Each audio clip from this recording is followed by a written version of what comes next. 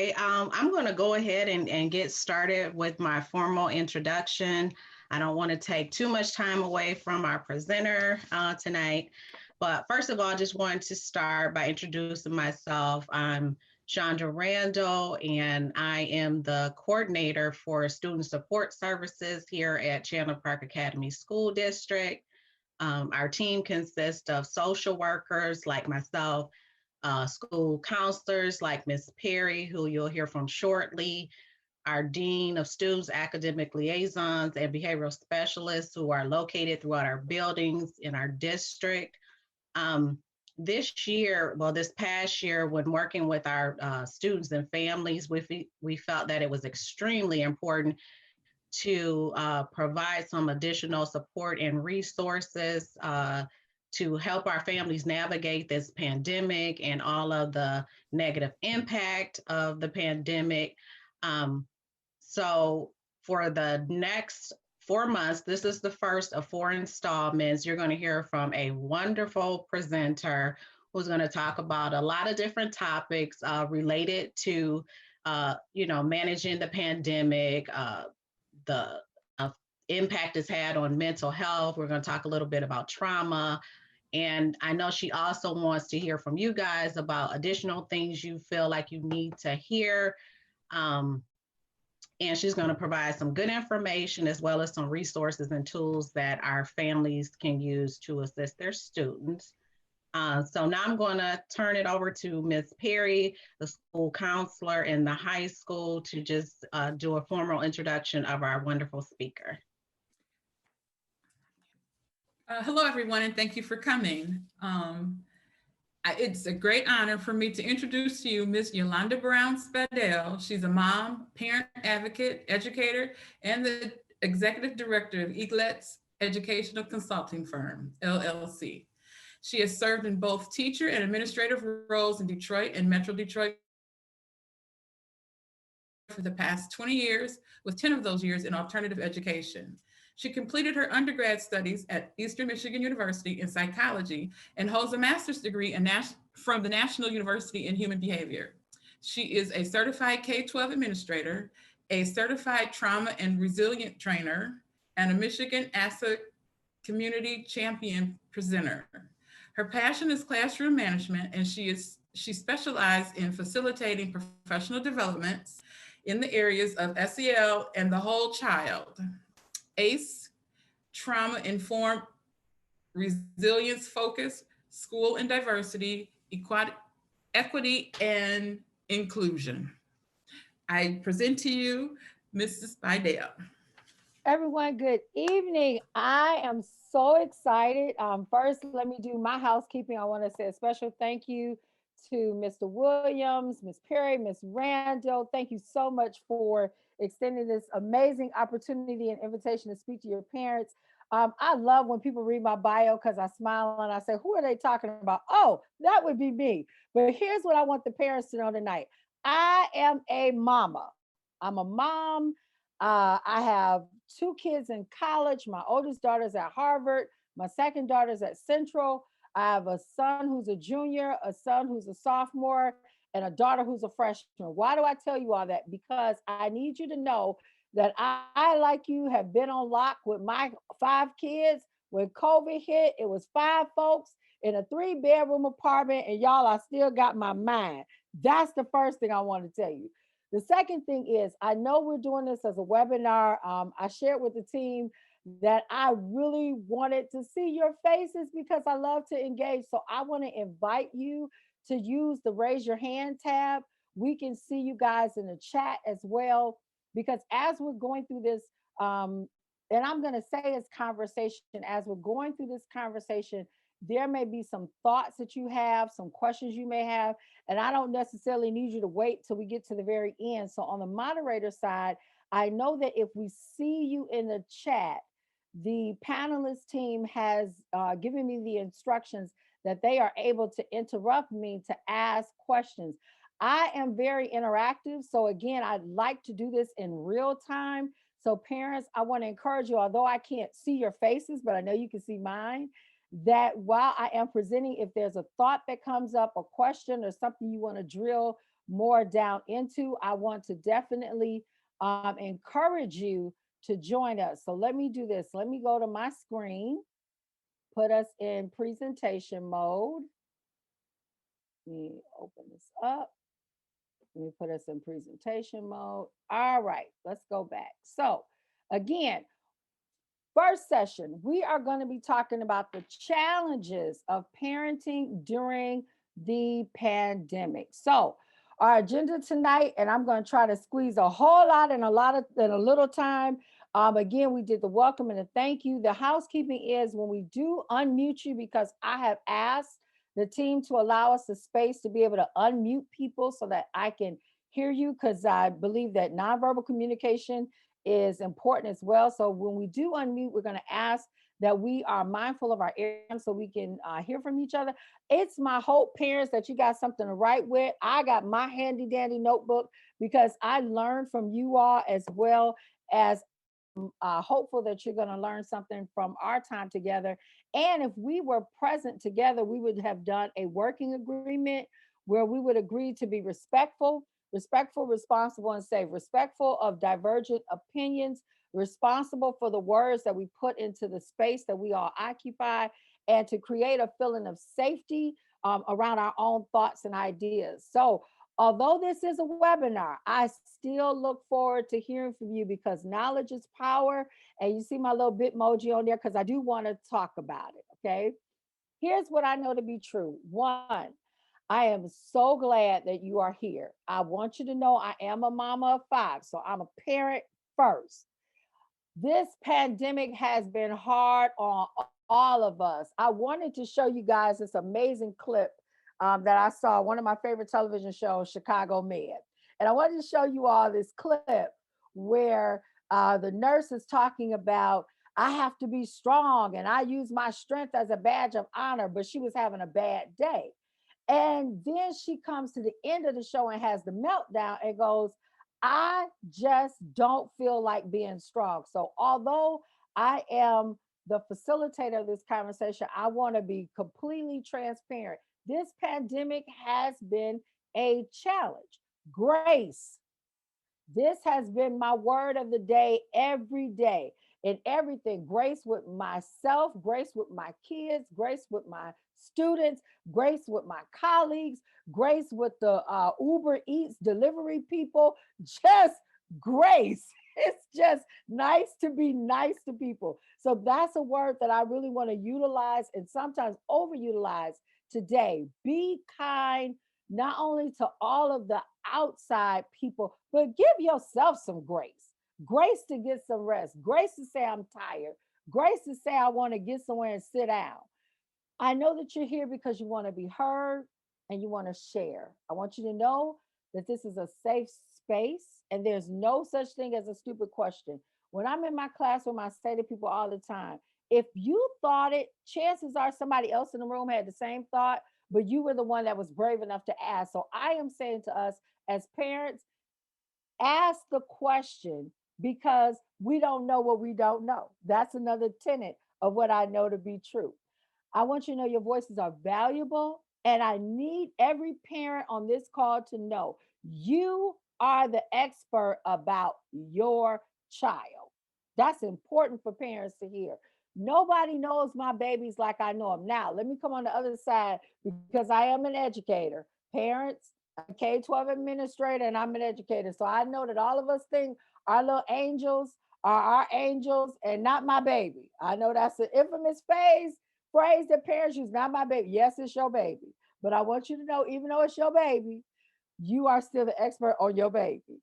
I want you to be kind to yourself and honor your own thoughts and your feelings. And I know that we will be better people because we have spent this time together. So let's begin our journey.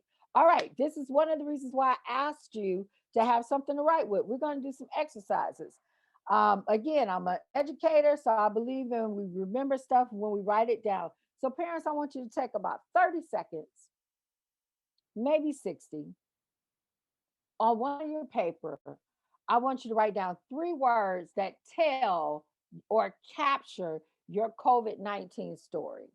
3 words. I don't care what they are. When you heard COVID-19 or when you saw that word cloud, what were the first 3 words that popped up in your head? And I'm gonna give you a few seconds to capture that.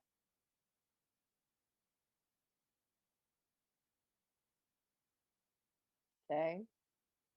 And I would tell you that initially my words have changed because I've done this exercise since COVID-19. My initial words are vaccine, I don't know, and oh my goodness. Those are my 3 words, y'all, right now at this phase of what COVID-19 is doing. Okay. All right.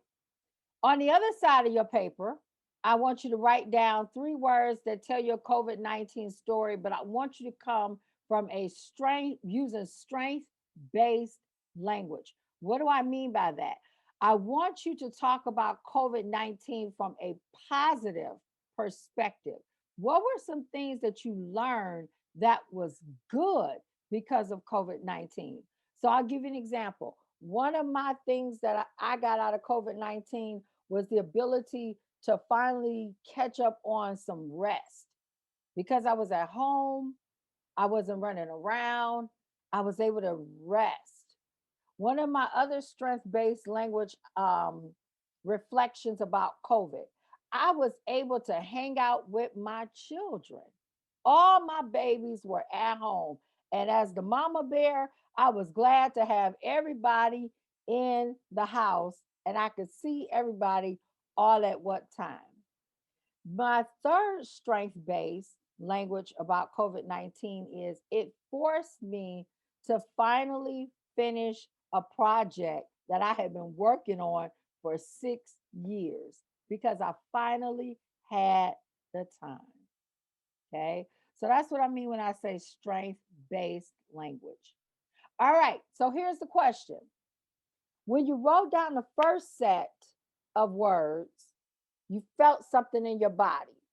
So if your words were, I'm exhausted, I feel fatigued, I feel scared, you probably felt your heart beat a little bit faster. You probably clenched you probably took a physical posture, right? It was some kind of reaction. And then I want you to notice when you talked about COVID from a strength-based perspective, that if you were like me, I smile when I think about all my kids being home. I felt good about myself that I was finally able to get that project done that I had not been able to find the time to carve out. So I felt good about being able to accomplish some things, right? Okay, so Yolanda, what's the purpose of that exercise? Well, the purpose of that exercise is to give you a precursor into if we as adults have these tools, how much more are our kids possibly feeling the stressors of COVID-19? Okay. Now, let me see this. I think I have to stop my share. I have to share again. I'm going to share my sound.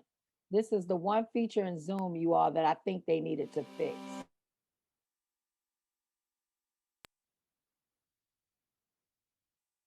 Okay. I want you just to check out this 2 minutes of this 16 minutes.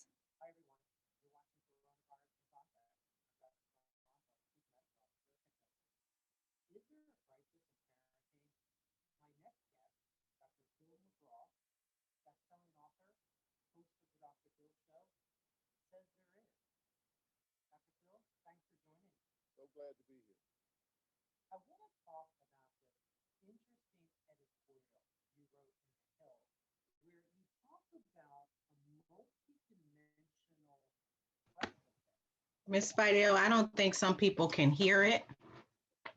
Well, I mean that we've kind of got a perfect storm of What about now, Miss Randall? Is that both parents and children are facing right now. If you think about it, there's been so much disruption, particularly for children. Their schedules have been disrupted. They're not in school, which means they're not experiencing the social interactions that they normally have. They're not having the schedules that they normally have. So They're not having the social interaction. They're not going to proms. They're not having the sports. They're not having the interactions with extracurriculars or the educational patterns that they have. They're doing this Zoom learning from home, and all of this against a backdrop of their parents facing financial crisis because so many of their jobs are either lost or in jeopardy. And only roughly a third of parents are able to work from home. So those that can't go to their jobs have lost those jobs. So they're really worrying about what they're going to do to pay the bills and those sort of things. And all of this is happening while we're having protesters in the street and all of this activities surrounding the systemic racism that our society is being awakened to at this point. So all of this is hitting all at the same time and creating a lot of pressure on families and children in particular. You talked about Okay. And so I want to pull up some points out of Dr. Phil's. I want to pull up some points out of his points. Hold on one second, you all. Let me go back into the presentation. Oh, that's cute. My presentation decided that it was going to go hide itself. Okay, give me 1 second.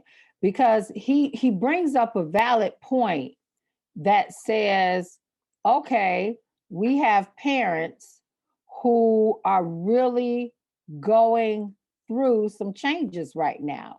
So these are the ways in which COVID is impacting our families. And that's very important. And I chose to use Dr. Phil because I thought that would be a great way for us to kind of validate, some of the statements. So COVID-19 has been a great disruptor. It has just come in and has disrupted our lives, our children's lives.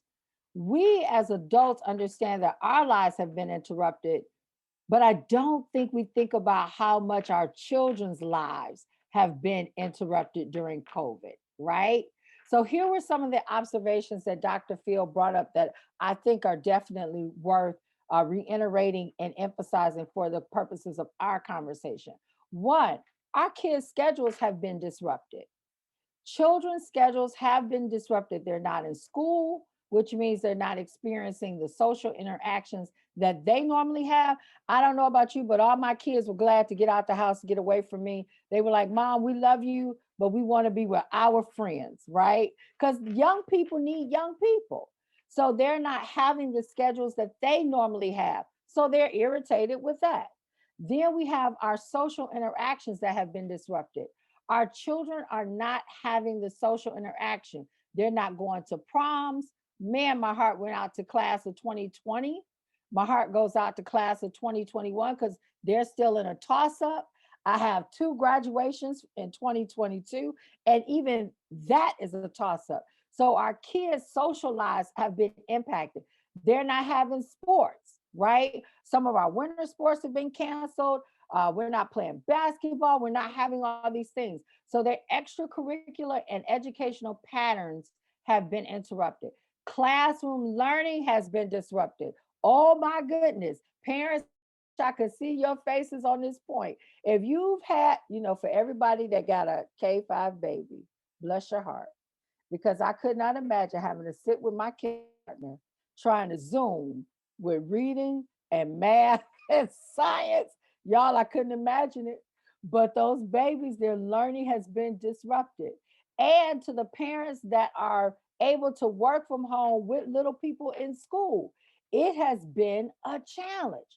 Many family finances have been disrupted. Some parents have lost their jobs, got hours cut down, don't know if work is going to happen.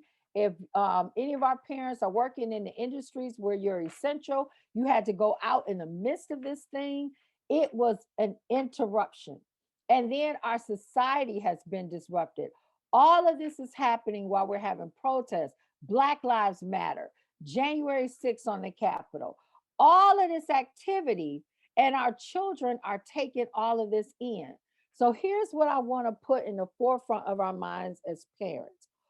All of this stuff is hitting, and this is my attempt, you all, at a picture of the worlds colliding. Okay, all of this is happening, and all of this pressure is being created. And as adults, I'm aware of my own pressure, but sometimes the pressure that my child and my children are experiencing gets lost because I'm aware what's happening with me, but I have to sometimes consciously remind myself that what's happening with me is also happening with my children. So it's a lot that's going on right now. Mirror neurons. I'm not going to get all techie with us, but again, my background is in psychology and in human behavior. And so, parents, I'll just say it this way. If you've ever watched a movie and you find yourself crying at the same scene, or you watch a movie and you get angry and you're talking to the screen as if they could hear you, I'm guilty of that one. What is happening is there's a neurological impact that happens in our brain that allows us to look out at something and feel what we are witnessing. It's not me on the screen. They're not talking to me, but I'm talking to the character, right? Again, as if they could hear me. And I mean, you all, I'm really engaged in that thing. So what that is those are the mirror neurons. That's the part of my brain, the part of our brain that says, wow, I can feel what I'm watching. So what I want us to know as parents, that with our children, there are some lessons that are taught, and then there are some lessons that are caught. There are some lessons that are taught. Do this, do that. Don't do this, don't do that. This is good, this is not good. But then there are some lessons that are caught. Our children are watching us and they respond to every circumstance our family faces as we do. That is so important for us to notice. So I said to educators when I do this class with them, we don't know the conversations that our children have heard around all of the dynamics that's happening in our world. But our children are taking it in and they're learning things and they're watching us and they're seeing how we're responding to things. How are we handling stress? How are we handling pressure? How are we handling our concerns about the virus? How are we handling our concerns about the vaccine? Our kids are watching us and they will respond to the circumstances just as we do. Other reminder I want to share with us as parents, our words matter.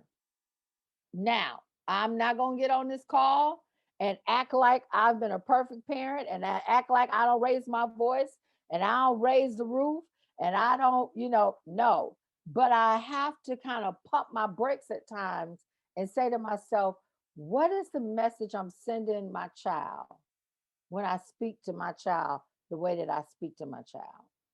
And what I'm learning, because again, I have not mastered this, is when I feel myself as a parent getting ready to go from 0 to 1,000, because kids ain't the only one that do that, y'all. Our children are not the only ones that go from 0 to 1,000. So when I feel my elevator rising to the top floor real quick, I have to say to myself, okay, hold on, wait, pump your brakes, Yolanda, because what is the message you're about to send your child with how you're speaking to them? And it's not just my words, it's my tone, it's my face, it's my attitude. So what is the message? And I always want my children to feel like how they feel and what they say and what they think matters to me. Let me put this caveat on there. I might not agree with it. I may not like it.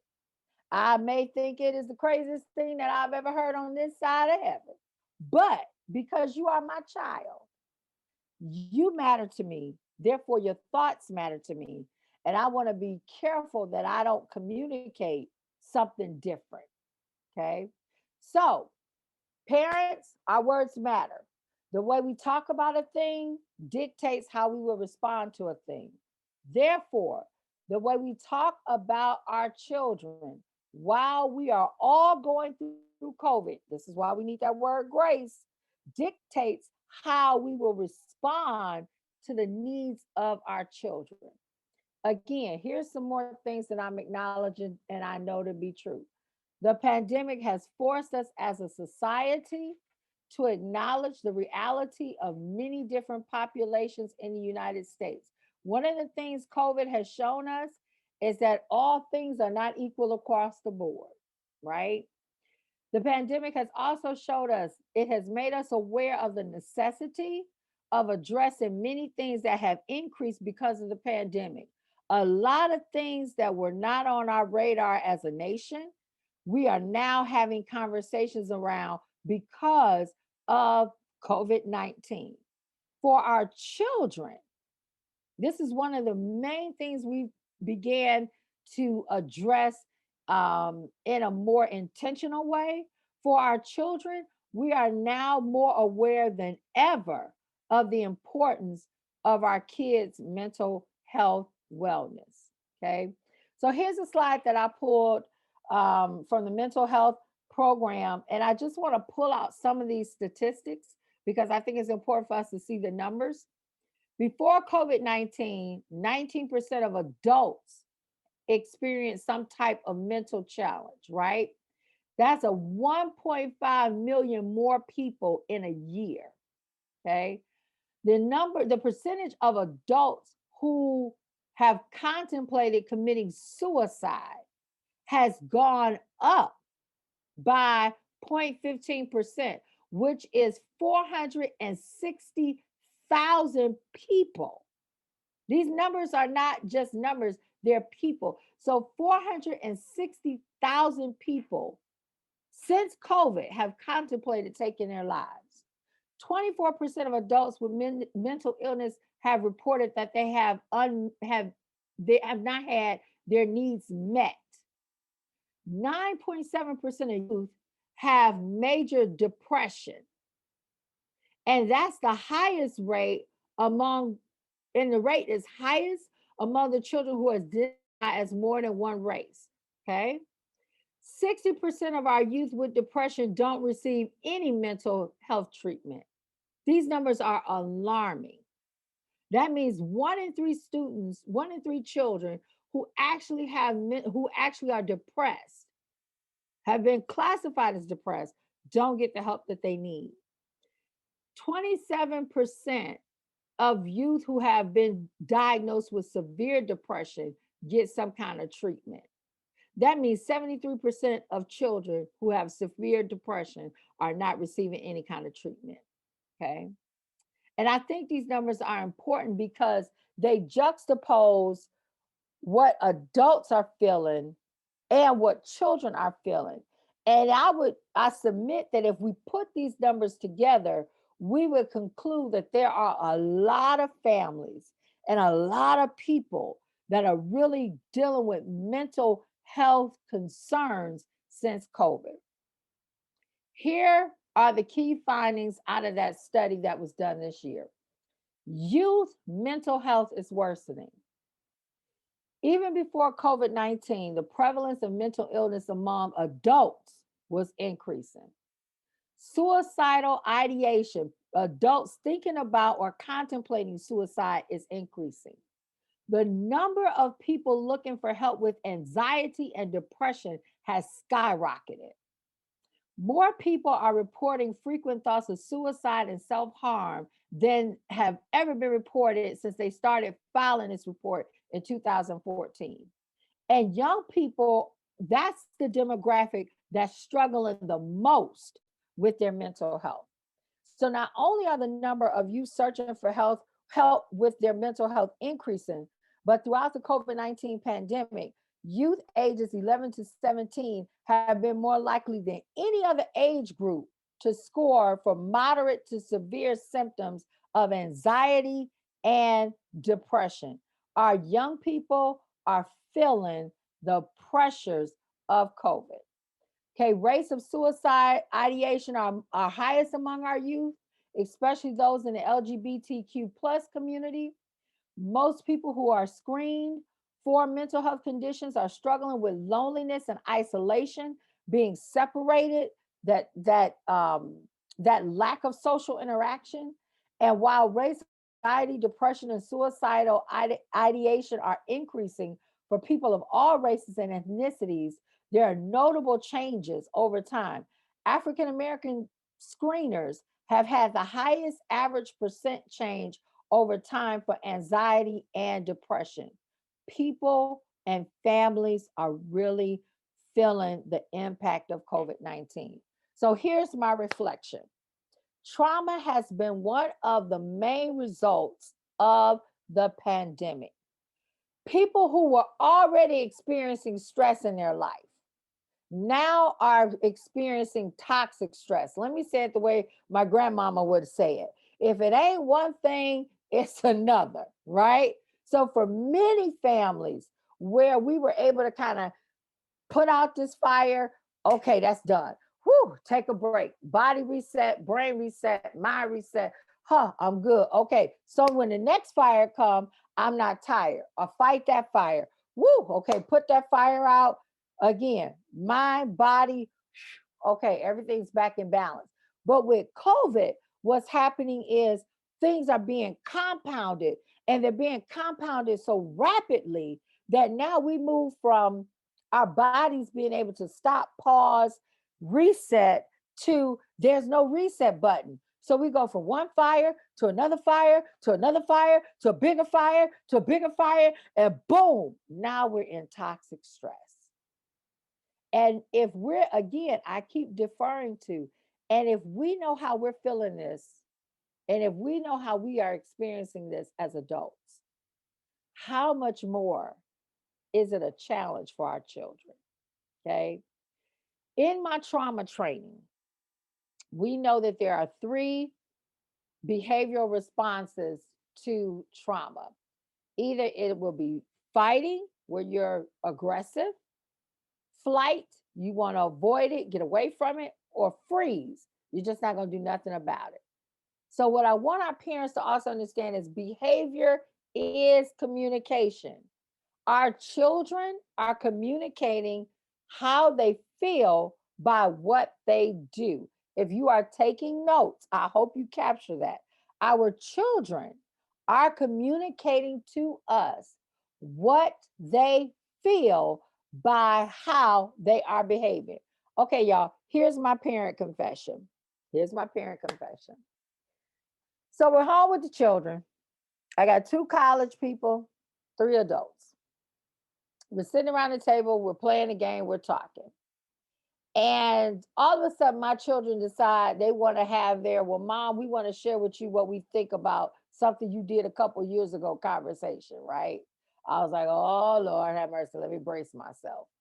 What was so wonderful about this was I was able to actually hear their hearts. Now, let me say this. I went through all 3 phases of trauma response. Can I tell my parents when they wanted to talk, I was like, and then they wanted to talk about some things in their past. I said, well, okay, wait a minute. Hold on. I did the best I could with what I had, y'all. I was ready to fight. And then it was like, maybe I don't even want to have this conversation. So let me go wash some dishes, wash some clothes, because you know, it's always something to do in the house. And then finally, I said, well, wait a minute. I don't even think I'm going to deal with this. So I just froze. And once I went through all 3 phases of that, I took a breath and I was like, okay, children, let's talk. What's going on? And what was so profound was just by me creating that space for them, because we have been talking and sharing. My father and my mother have both passed, and we have been talking. And COVID hit like right after the 2-year anniversary of my dad's death. So we were talking about my father. And what I didn't realize was my children never got a chance to talk to me about their grief with losing their grandfather. And I didn't have the capacity because I was grieving the loss of my dad. So it was good because they were communicating through their behavior some stuff was happening, but I was missing it. But then when I finally sat down, it was like, whoa. So by creating that space for them, they were then able to communicate what they had been feeling. Here's the other thing I want us to know about behavior. Behavior is the iceberg. What we see at the top is the behavior, the rolling of the eyes, the sucking the teeth, the slamming the doors, the arguing, the withdrawing, the going in your room and staying there all day, the putting your hoodie on. Like we see all of that. But underneath this is a lot going on. And our question as parents is, what happened or what's happening to cause this behavior? It could be some fear in here. It can be some anxiety in here. It could be some, I don't know what's happening with our home right now. I don't know what's happening with school right now. I don't know if I'm going to graduate. I don't know if I'm going to pass this class. I'm worried about my friend whose family's going through it. If some of your children have experienced grief and loss because you lost a loved one during this time, I offer my condolences, but to the children, that might be in there. So there's a whole lot happening underneath that iceberg. But the behavior, that's the part that we see. Okay. Here's another word of the day, empathy. And I am guilty of this. Sometimes I can empathize with people who are not in my house faster than I can with my own children. So parents want to encourage us that empathy is something else. And notice I didn't say it's just something our children need from us. It's another thing they need. They need all this other stuff. Well, when you finish your list, I want you to add empathy on your list because our children need that. And the question I have for us is, when we look at our children, what do we see? Do we see our children as little people? Do we see ourselves being reflected back to us? Or do we see trauma in the sense of what our children are going through? So when we look at our children, what do we see? All right. How do we build our toolbox? Because that's what we're here for. We don't want to just talk about the woes and the woos of COVID-19. We want to equip you with some things, parents, that I believe would be very helpful. To have a curious mindset with your children versus a critical mindset. This one thing has been life-changing for me.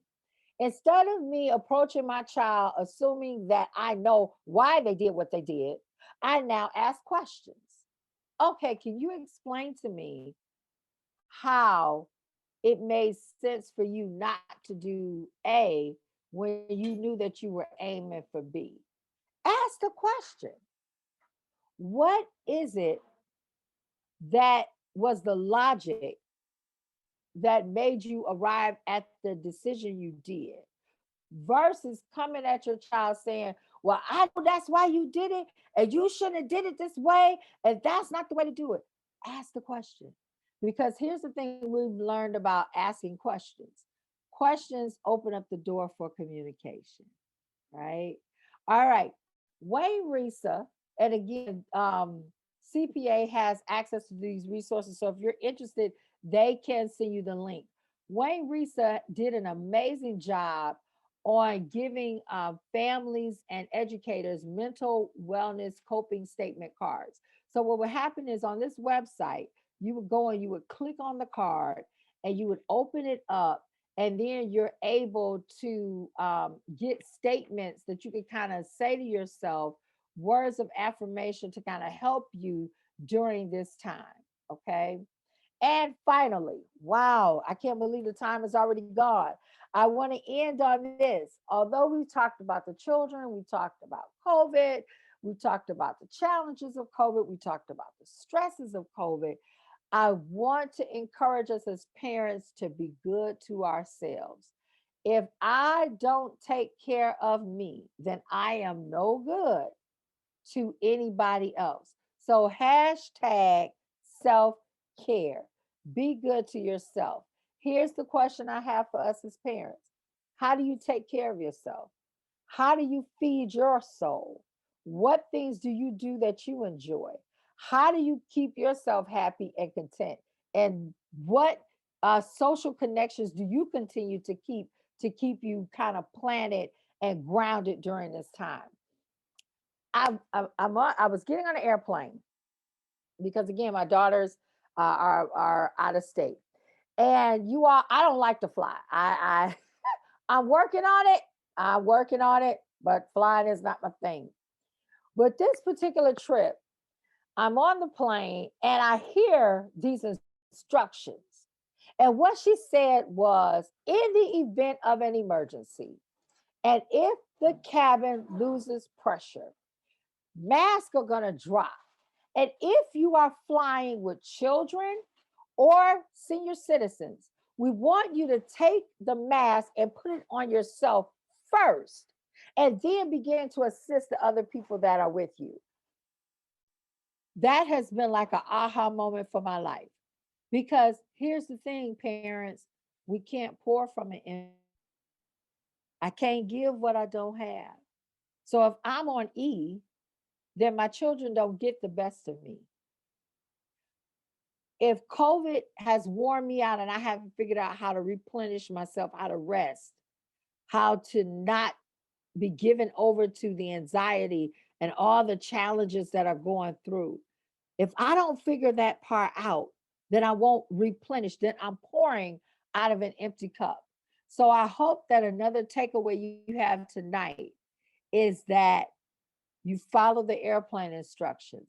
I used to tell my children all the time, you want mommy to take a break. You want mommy to go get a cup of coffee. And you all listen, there are times I will go get a cup of coffee, sit in my car and drink a large coffee, just sitting in my car because I just needed that 10 minutes with nobody calling my name. I needed that mental health break where I could just sit in silence every night. How do I take care of myself?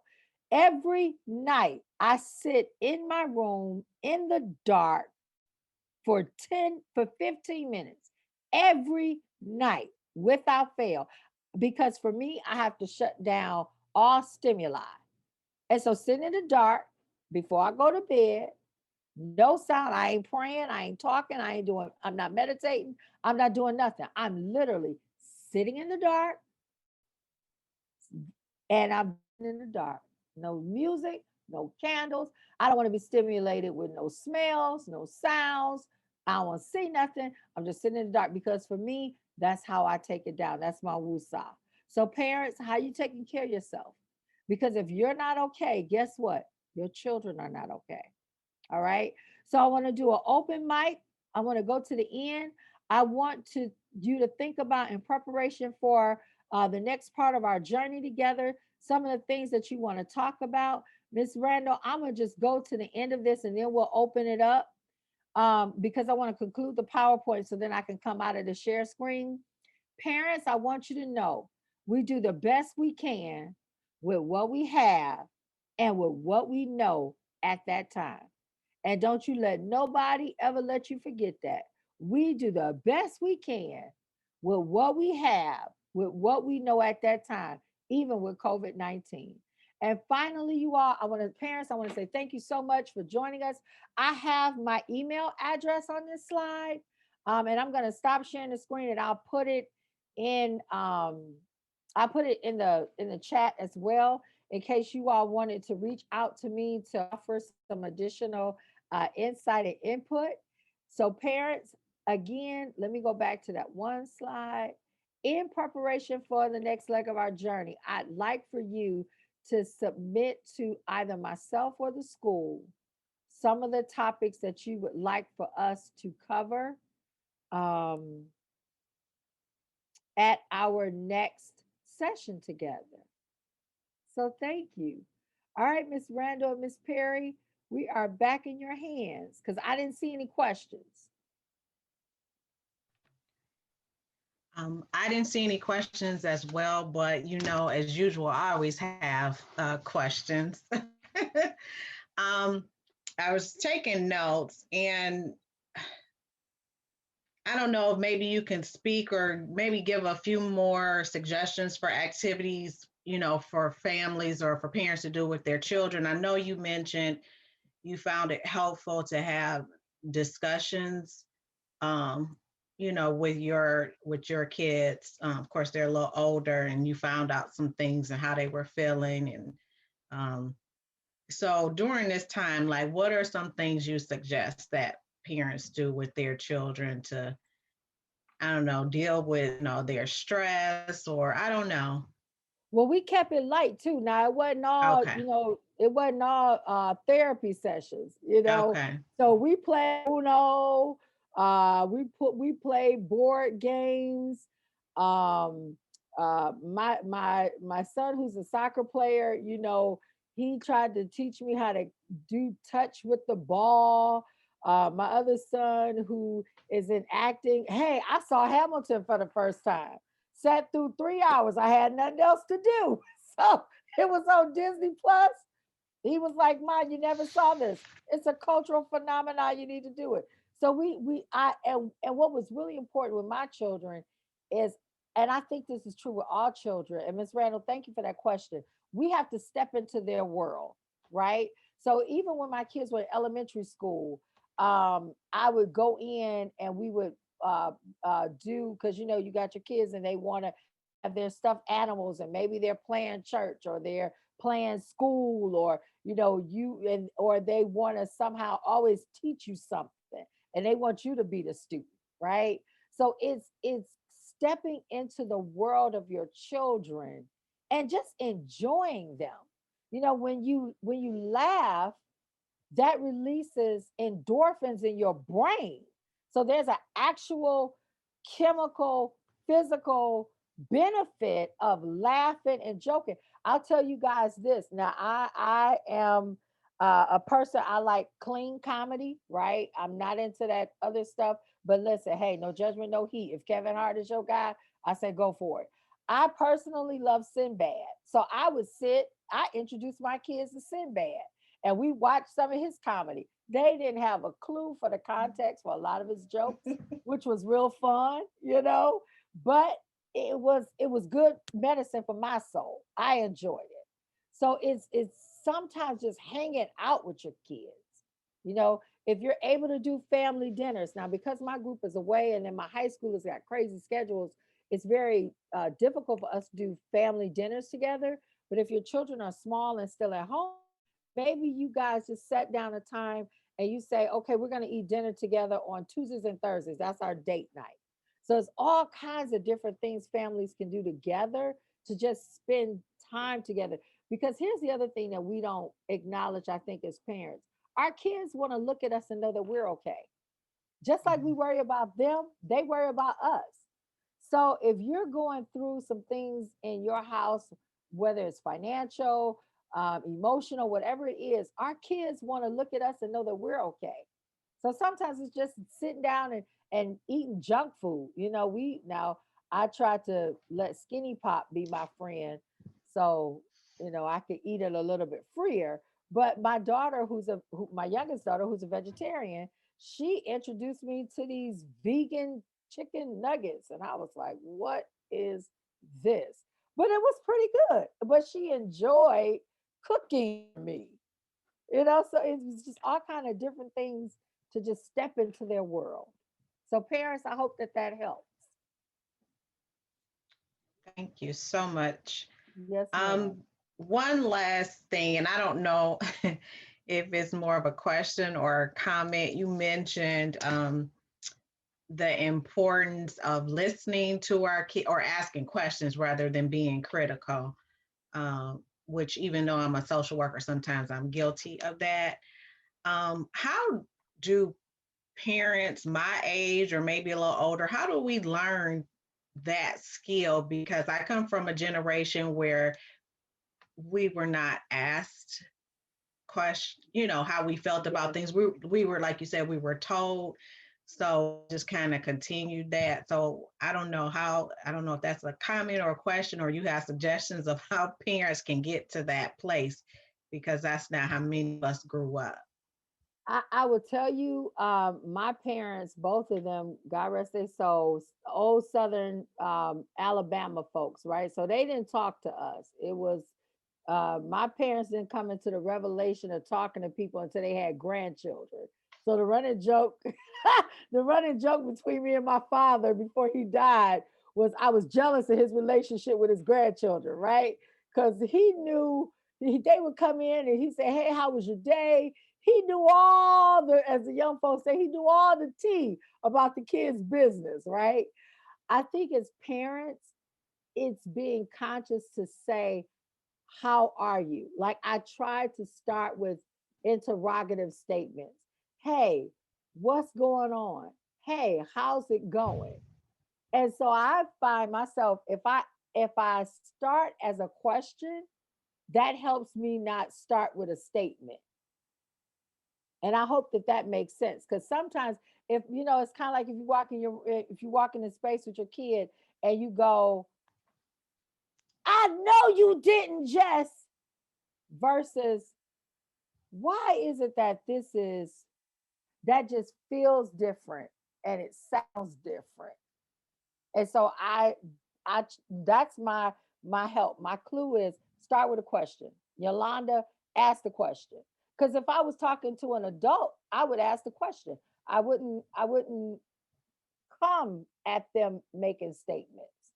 So I try to bring that home with me, and that's a challenge for me as well, Miss Randall. So don't feel bad. You're not alone. And then um, Mr. Terry has a question in the chat about returning to in-person learning. Now, Mr. Terry, that one is not in my wheelhouse. So I think that's a question more for the school. Miss Randall, do you see it? Yeah, About the I'm school's reading plan it to address now. okay. And Miss Blake, I see you. Yep, Uno is our game. I don't like the new rules that the kids be trying to play with the not being able to put all them draw twos and draw fours. I don't like the young folks' new rules, but yes, ma'am. Mr. Terry, I'm going to take your name down because I want to make sure I get the right information before I give it to you. Um, and of course, we do have a plan on the website as far as the hybrid model that we have with the in-person and then the virtual.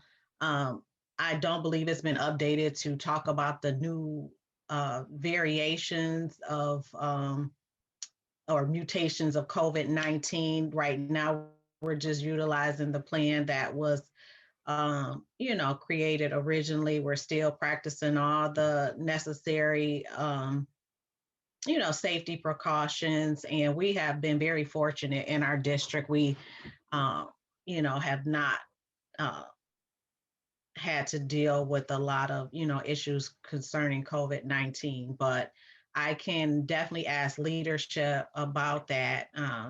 And what our parent was saying is, he wants the student to come back to in-person learning, which we know is better, but still not feeling quite safe, which is understandable. So, as soon as things change, we do make adjustments to address it. But I mean, literally all of us is like going through this and trying to figure this thing out day by day, and based on the changes that the governor makes. So it is difficult.